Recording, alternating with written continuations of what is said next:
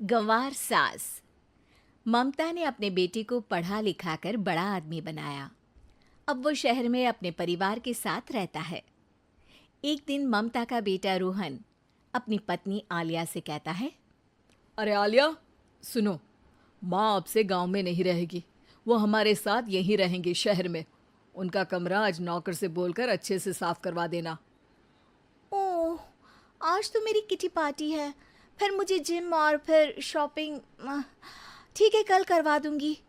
अ, अच्छा, लेकिन माँ के सामने ये कपड़े नहीं चलेंगे। हाँ, तुम्हें साड़ी या सूट पहनना होगा। अरे बिल्कुल भी नहीं।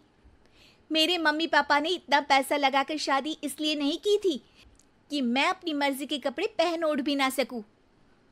अरे चलो, गुस्सा मत हो, लेकिन कुछ दिन तो माँ की खुशी के लिए कर सकती हो ना। लेकिन आलिया मानती नहीं।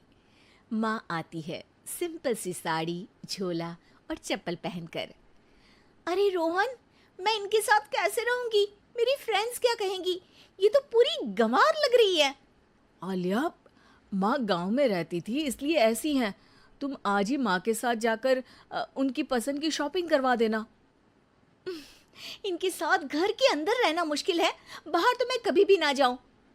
रोहन को आलिया पर गुस्सा आ जाता है। माँ, ओ माँ। हाँ बेटा। वो माँ को ले जाने के लिए उनका हाथ पकड़ता है कि अरे माँ, तेरे हाथ अभी तक इतने कड़े हैं, तूने इसका कोई इलाज नहीं किया? अरे बेटा, इसका कोई इलाज नहीं। वैसे भी मुझे कोई शर्म नहीं कि मेरे हाथ मुलायम नहीं है, क्योंकि इन्हीं हाथों से मेहनत कर मैंने तुझे बनाया है बेटा। अगले दिन। माँ, मैं ऑफिस जा रहा हूँ। कुछ लाना हो तो आलिया को बोलकर फ़ोन करवा देना। रोहन के जाने के बाद, आप ना आज कमरे में ही रहिएगा, घर में पार्टी है, मेरी सहेलियां आ रही हैं, मैं उन लोगों के सामने आपको नहीं ला सकती हूँ। ठीक है बहू, लेकिन तुम कहो तो मैं कुछ खाने को बना दूँ तुम लोगों की पार्टी के लिए। वो लोग सिर्फ कॉन्टिनेंटल या थाई फूड ही खाते हैं। कोई बात नहीं, कभी इंडियन खिलाने वाला कोई मिला नहीं होगा ना। मैं बनाकर कमरे में चली जाऊंगी। जैसे आपकी मर्जी। आलिया के घर उसकी दोस्त आती हैं, पार्टी होती है।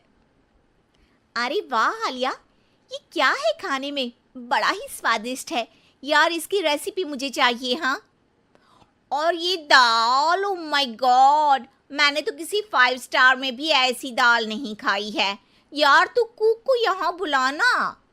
अब आलिया घबरा जाती है। हाँ हाँ हाँ हाँ, क्यों नहीं। माँ जी ज़रा बाहर आइए। आलिया की सास सिंपल सी साड़ी और गांव के अंदाज में आती है। अरे बहू, क्या हुआ? खाना पसंद नहीं आया क्या? बहू? अरे ये गांव से दिखने वाली औरत तुम्हें बहू क्यों बोल रही है? कौन है ये? वो हमारी नई नौकरानी है। सास बहू की बात सुनकर बहुत दुखी हो जाती है। वो सर झुकाकर जा ही रही होती है कि एक सहेली बोल पड़ती है। अरे कहाँ जा रही हैं माँ जी? वो उठकर उनके पैर छूती है। जीती रहो बेटा। क्या है ना, आपकी शक्ल बिल्कुल मेरी माँ जैसी है। पता है आलिया, मैं शहर पढ़ने आई और फिर शहरी हो गई, लेकिन मेरे माँ पापा तो आज भी गांव में रहते हैं, बिल्कुल इनके जैसे ही हैं। आप यहाँ बैठिए ना आंटी, आप सच में बड़ी खूबसूरत है और आपके हाथ का खाना तो लाजवाब है। काश ये मेरी सास होती। सभी सहेलियां सास को घेर कर बैठ जाती हैं और उनसे खाने की रेसिपी पूछ रही होती है कि तभी घर की बेल बजती है और रोहन आता है। अरे क्या बात है, आज आप लोग हमारे घर में? और ये लोग तो मुझे आलिया से ज़्यादा माँ की सहेलियाँ लग रही हैं। क्या ये आपकी माँ है? लेकिन आलिया ने तो कहा कि ये उनकी नौकरानी है और इन्होंने भी नहीं बताया। वो नहीं बताएंगी, क्योंकि उनके लिए बच्चों की इज्जत और उनकी खुशी सबसे पहले है। मुझे माफ कर दो, मुझे इन्हें तुम लोगों से मिलवाने में शर्म आ रही थी। कि तुम लोग क्या कहती। अरे अब तो हमें शर्म आ रही है कि तुम हम लोगों की सहेली हो। हाँ, जो माँ जैसी सास को नौकरानी बोले वो हमारी सहेली नहीं हो सकती। ये बोलकर सभी वहां से जाने लगती है कि सास बोलती है, आलिया की तरफ से मैं तुम लोगों से माफ़ी मांगती हूँ। उसने जो कहा उसके लिए मैं उसे माफ़ करती हूँ। अब तुम लोग भी उसे माफ़ कर दो, क्योंकि अगर तुम लोगों ने उससे दोस्ती तोड़ी तो फिर मेरे हाथ का खाना कैसे खाओगी?